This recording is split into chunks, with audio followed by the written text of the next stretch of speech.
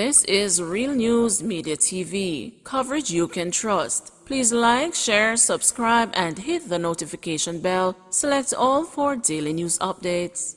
Good morning, my Real News Media TV family. Thank you so much for tuning in this morning, and I'm wishing for everyone a wonderful and a productive day. And in the news this morning for August 26, 2023, during daylight robbery in Manchester. Gunshots rang out in Mandeville, Manchester Friday evening as men armed with high-powered rifles carried out a daring attack on the bank of Nova Scotia on Caledonia Road. 6 people were reportedly shot and wounded. Reports are that security guards employed to Beryllium Security Company were pushing 4 bags with money on a trolley when they were attacked by armed men. One of the guards reportedly challenged the men.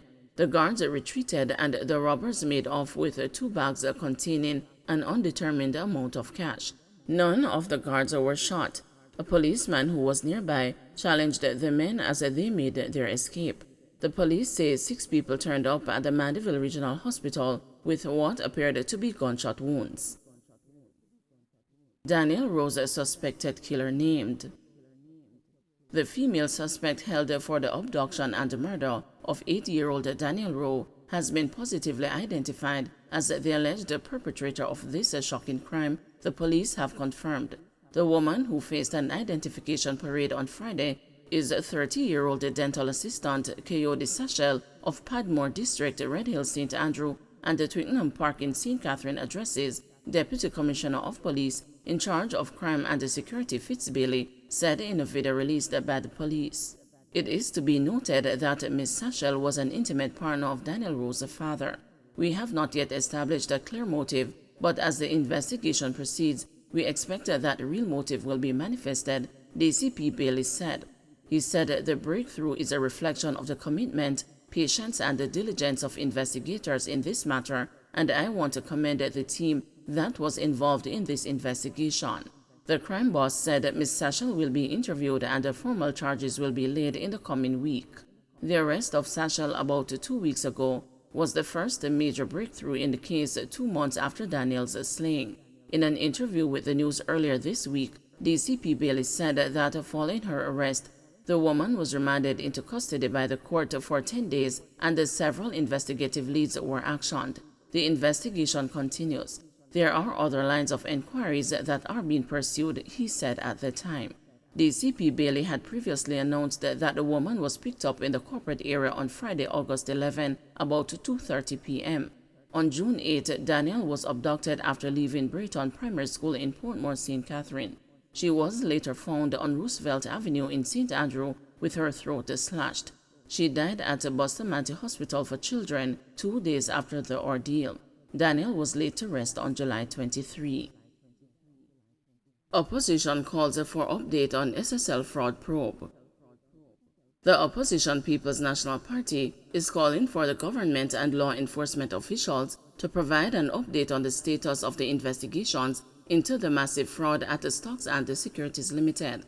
Opposition spokesman on finance Julian Robinson said while the PNP appreciates that sensitive information cannot be disclosed, it is important that Jamaicans, particularly those with monies invested in the company, are kept in the loop about the progress of the investigations. Given Jamaica's very poor track record of successfully prosecuting those responsible for financial crimes, periodic updates on the status of the investigations are critical to maintain public confidence that there will be no cover-up. The opposition would like to know the status and progress of the work being done by international partners, including Kroll Associates, who were contracted to do a forensic audit of SSL and trace where funds may have been misappropriated. We would like to remind the government that Jamaica's reputation as a place to do business is on the line as the international business community and those in our diaspora are watching closely to see how this matter is handled. Former wealth advisor at SSL, Jean Panton, has been charged with stealing more than $10 million from the accounts of clients at the financial entity. Sprint legend Usain Bolt is among those affected. Panton has been refused the bail and remanded until December 6. St. Catherine man accused of sexual touching of minor denied bail. A St. Catherine man accused of sexually touching a 10-year-old girl was yesterday denied bail in the parish court. Carlton Francis, who is also charged with making a threat, is to go on trial on October 19. He was charged following an investigation into a report about a sex crime involving a minor. While being arrested on August 13, the accused allegedly threatened the life of the 10-year-old complainant. He was charged with sexual touching and making a threat. Biles defends a comment on larger wage increases. Governor of the Bank of Jamaica, Richard Biles, has sought to clarify his comment, cautioning employers against the massive wage increases amid a backlash from trade unionists and members of the public. Mr. Biles has said a larger jump in salaries could have a negative effect on inflation. Speaking with the news, the governor said his comment was taken out of context.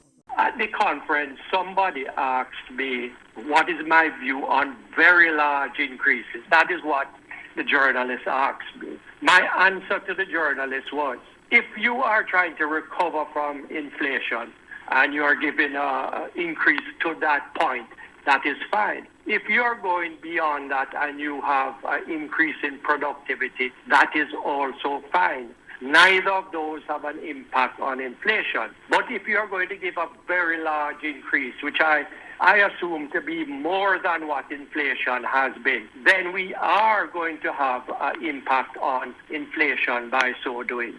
And that is the concern of the Bank of Jamaica. I mean, I don't comment on any particular wage increase, but generally speaking, wage increases in the economy beyond inflation run the risk of stoking inflation even more. That's just a statement that I need to make as part of my job of managing inflation. Nothing more. I don't intend to advise any group or anyone in respect of how much beyond what I am saying. Business interest groups say they have no choice but to significantly increase salaries in order to attract and retain qualified workers.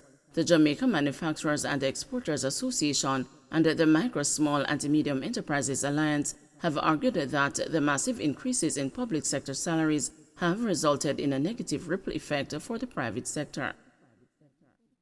50 JUTC buses arrive at the Kingston Wharves ahead of